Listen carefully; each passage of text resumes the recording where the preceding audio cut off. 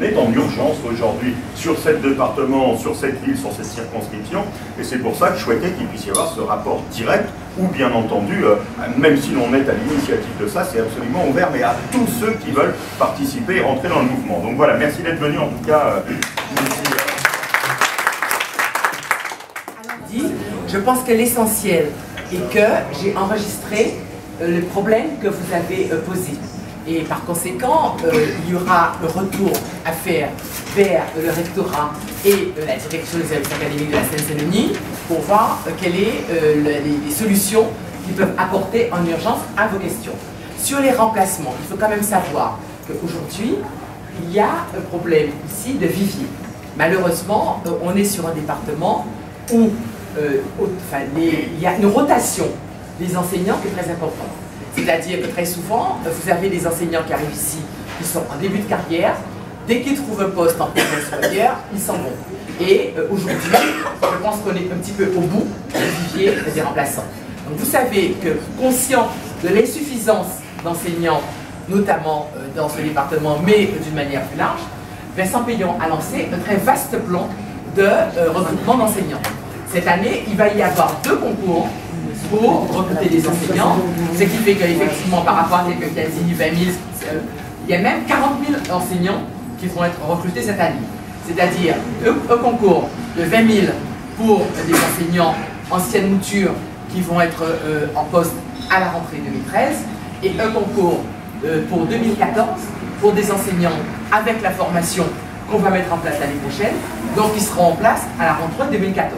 En attendant, les enseignants, pour l'instant, il en manque cruellement, et il en manque ici, mais il en manque aussi dans beaucoup d'académies. Donc si vous voulez, on est conscient de la difficulté et on recrute à tour de bras. D'ailleurs, si vous connaissez des jeunes qui sont étudiants et qui veulent s'investir dans ce très beau métier, dites-leur que l'éducation nationale recrute vraiment d'une manière très large. De surcroît, pour pouvoir essayer de pallier assez rapidement à cette question dont vous avez parlé de présence d'adultes dans les écoles, nous avons procédé aussi à ce qu'on appelle des emplois d'avenir. Donc vous aurez des jeunes qui seront cette fois en 2e année de licence et qui vont pouvoir être présents dans les écoles, épauler les enseignants et comme ça pour eux, surtout des jeunes de catégorie plus modeste, ils seront déjà un peu payés et ça leur permettra de présenter ultérieurement les concours des enseignants, puisque vous savez qu'aujourd'hui la difficulté, c'est que comme pour pouvoir aller à Bac plus 5 sans avoir de revenus, il faut que la famille soutienne. Et par conséquent, aujourd'hui notre souhait est de permettre à des gamins qui sont à Bac plus 2 de pouvoir devenir emploi d'avenir professeur et d'être dans de bonnes conditions pour pouvoir présenter le concours et devenir enseignant. Vous avez parlé aussi de médecine scolaire. Et ça, c'est vrai que c'est un vrai sujet sur lequel aussi nous travaillons parce qu'on est tous d'accord pour dire que pour que l'enfant puisse étudier correctement, il faut que sa santé soit en bonne santé, qu'il soit appareillé, les dents, les oreilles, enfin, on sait que tout ça, qui souvent, pour les enfants modestes, est un sujet difficile. La médecine scolaire, c'est le même sujet. Actuellement, on est comme en Seine-Saint-Denis, les postes disponibles ne sont pas pourvus.